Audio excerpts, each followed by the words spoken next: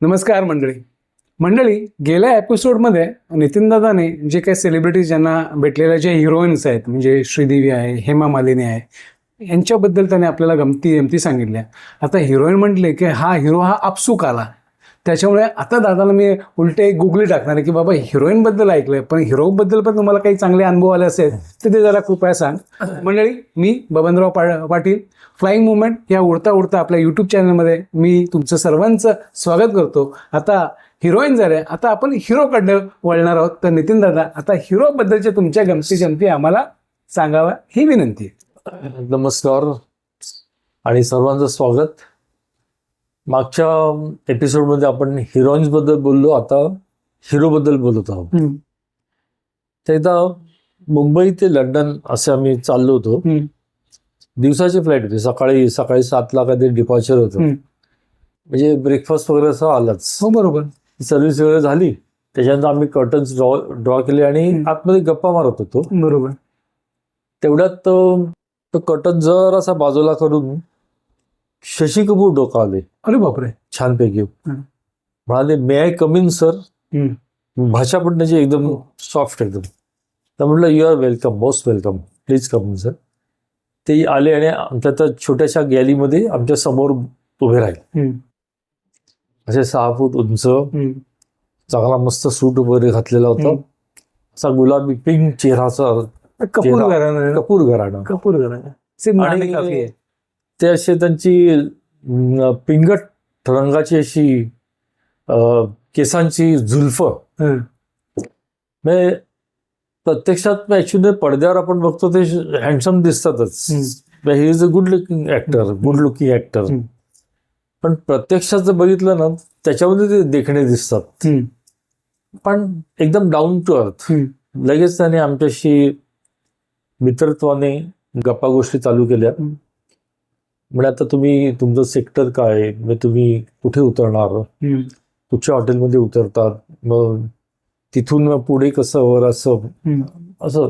तेव्हा आम्ही पण त्यांना विचारलं की तुमचा आता प्रवास कसा चालू, म्हणजे तुम्ही लंडनला कशासाठी चाललायत, काही शूटिंग वगैरे आहेत का. आणि त्यांच्या चेहऱ्यावर थोडीशी चिंता पसरली. का तर लंडनला म्हणाले, मी अजूबा, त्यांनी दिग्दर्शित केला होता पिक्चर एक अजूबा नावाचा. त्या अजूबाच्या शूटिंगला चाललोय, पण म्हणे अमिताभच्या तारखा मिळत नाहीत. आणि मला हसू आलं, कारण त्यावेळी अमिताभ बच्चन सुपरस्टार होते आणि त्यामुळे सुपरस्टार असल्यामुळे त्या तारखा मिळणं एक डोकेदुखी होती सर्व निर्माते आणि दिग्दर्शक सर्वांसाठी. आणि गंमत अशी आहे की आज वयाच्या 80व्या वर्षी तेच अमिताभ बच्चन आता उलट मेगास्टार आहेत. आणि पूर्वी तरी एक वेळ तारखा मिळत असतील, पण आता तर केबीसी वगैरे बघितलं तर मला तर तारखा महानायक आहे. तर मला त्याचं हसू आलं. आता हसू येतं तेव्हा ते. आणि त्यावेळी बिचारी शशी कपूर चिंताग्रस्त झालेली होती, याच्या तारखा कशा मिळवायच्या. म्हटलं, चिंता करून फायदा नव्हता, कारण आजही त्यांच्या मिळत नाहीये. बरोबर. तर मग थोडा वेळ ते बोलले शशी कपूर आमच्याशी. मग त्यांनी फर्स्ट क्लासमध्ये बसले होते. ते असे फर्स्ट क्लासमध्ये न जाता ते इकॉनॉमीमध्ये गेले. आता दिवसाचं फ्लाइंग असल्यामुळे ब्राईट होतं सगळं, उजेड होता. आणि ते मुद्दामूनच त्यांच्या फॅनसाठी गेले होते बहुतेक. आणि नॅचरली त्या 300 लोकांमधले बरेचसे त्यांचे फॅन्स होते. हो, बरोबर. साक्षात शशी कपूर समोर दिसल्या, त्यांनी बऱ्याच जणांनी त्यांचे ऑटोग्राफ, फोटोग्राफ, नंतर फोटो काढणं, त्यांच्याबरोबर गप्पा मारणं, हस्तांदोलन करणं, हे सगळं प्रकार चालू झाले. आणि शशी कपूरने पण जेंटलमॅन असल्यामुळे कोणालाही त्यांनी दुखावलं नाही. तर प्रत्येकाला भेटत ते शेवटची एक राऊंड घेऊन जेव्हा परत आले, जवळ पाऊण ते 1 तास झालेला होता. त्याच्यानंतर ते फर्स्ट क्लासमध्ये जाऊन बसले. आणि मग त्यांनी हॉस्टेसला रिक्वेस्ट केली की मला एक फक्त ब्लॅक लेबलची बॉटल, कपूर घराणं ब्लॅक लेबलची एक बॉटल आणि एक पाण्याची बॉटल, एवढी फक्त आणून द्या. आणि त्या हॉस्टेसने एक स्टार्टर म्हणून आपलं चिकन मलाई कबाब, रोस्टेड लॅम्ब, फ्राईड प्रॉन्स वगैरे असं आणून दिलं. ते झाल्यानंतर शशी कपूरने त्यांना नम्र विनंती केली त्या हॉस्टेसला की please do not disturb me till landing. कारण मध्ये एक मोठी सर्व्हिस असते त्यावेळेस जम्बोमध्ये, हे जम्बो होतं, जम्बोमध्ये मोठी फर्स्ट क्लासमध्ये जी सर्व्हिस असते ना त्याच्यावर आपण आता एक एपिसोड करायचा आहे. ओके. कारण ते मुद्दाम सांगायला पाहिजे, कारण अशी सर्व्हिस आता परत बघायला मिळणार नाही. तर ती त्यांना कदाचित माहिती असेल म्हणून म्हणाले की 4-4 तास चालते ती सर्व्हिस. हा, तर त्यामुळे ते म्हणाले असतील की मला पुढे उठवू नका, लेट मी स्लीप, आणि मी लँडिंगला उठलो की मला फक्त एक कप ब्लॅक कॉफी द्या, अँड दॅट्स ऑल. लँडिंगच्या वेळेस ते उतरताना अगदी वेल ड्रेस आणि म्हणजे नीट उतरले चांगल्या पद्धतीने. त्याने माझ्याकडे बघून हास्य केलं आणि ओळखीचं असं ते हास्य होतं. आणि ते बघितल्यावर मला जाणवलं की शशी कपूरना फिल्म इंडस्ट्रीमध्ये एक जेंटलमन म्हणून का म्हणतात ते त्यांच्या त्या हसण्यावर दिसून आलं मला.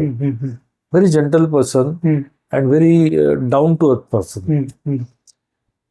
तसेच मला एक सुंदर योग मिळाला. तो कोणाचा? तर पहिले सुपरस्टार आपले कोण सांग? राजेश खन्ना, राईट. राजेश खन्ना साहेबांचं शूटिंग होतं, पण त्यावेळेस ते सुपरस्टार नव्हते. ही 85-86ची गोष्ट होती आणि एअरपोर्टवर होतं शूटिंग. पण रुबाब तोच होता, रुबाब आणि म्हणजे स्टाईल चांगला नाही म्हणतो मी. ते असे 555 ओढत असे मस्त आपल्या धुमकीत होते. मग डायरेक्टरने त्यांना सांगितलं शॉट रेडी, तर त्यांनी ती सिगरेट अशी बॉयच्या हातात दिली आणि त्यांना फक्त असं इमिग्रेशनवरून जायचं होतं, एवढाच सीन होता. काही कारणामुळे तो कट केला. ते परत आले, त्या बॉयच्या हातातून अर्धी जळलेली सिगरेट घेतली आणि परत स्मोकिंग करत तसे मस्त हवेत आपले धुंदीत होते.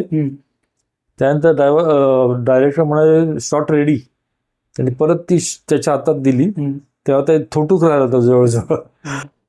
आणि मग ते इमिग्रेशन मधून तो शॉट क्लिअर झाला. मला फक्त प्रश्न पडला होता की आता त्या बॉयची का अवस्था झाली असेल, कारण ते थोटूक जळत बोटापर्यंत आलं होतं.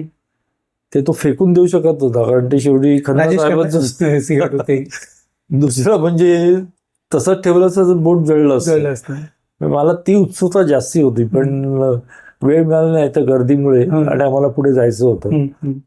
पण असा हा दुसरा मजेशीर प्रसंग झाला. त्याच्यानंतर एकदा मला अमोल पालेकर फ्लाईटवर भेटले. अच्छा. आणि आम्ही गॅलीमध्ये चक्क गप्पा मारत बसलो. कारण अमोल पालेकर मध्यंतरी, आता ते पुण्याला राहतात मला वाटतं, मला नक्की माहित नाही, पण ते मध्यंतरी आमचं साहित्य सहवास जिथे माझा भाऊ राहतो तिथे सुद्धा त्यांनी फ्लॅट घेतला होता. आणि छोटीसी बाग, रजनीगंधा, चिच्चोर किंवा गोलमाल अशा चित्रपटात त्यांनी धमाल करून मध्यंतरी. पण नंतर ते नाहीसे झाले होते, म्हणून त्याने विचारलं, म्हटलं आता तुम्ही काम हल्ली दिसत नाही फारसे, तर ते म्हणाले आता मी सध्या बेंगॉली चित्रपटांमध्ये काम करतो आणि शर्मिळा टागोर ही त्यांची शर्मिळा टागोर जोडी खूप हिट होते तिथे. त्यावेळी ते मला म्हणाले होते की मी शर्मिळा टागोर यांना मराठीमध्ये आणतोय आणि समांतर नावाचा एक चित्रपट येऊन गेला मध्यंतरी, त्यांनी डायरेक्ट केला होता तो. तर म्हटलं शर्मिळा टागोर यांना मराठी बोलतायत? तर ते म्हणाले नाही, तिने अतिशय कष्टाने ती भाषा शिकली आणि आता त्या अतिशय सुंदर बोलतात आणि त्यांनी समांतर मध्ये अप्रतिम काम केलेलं आहे.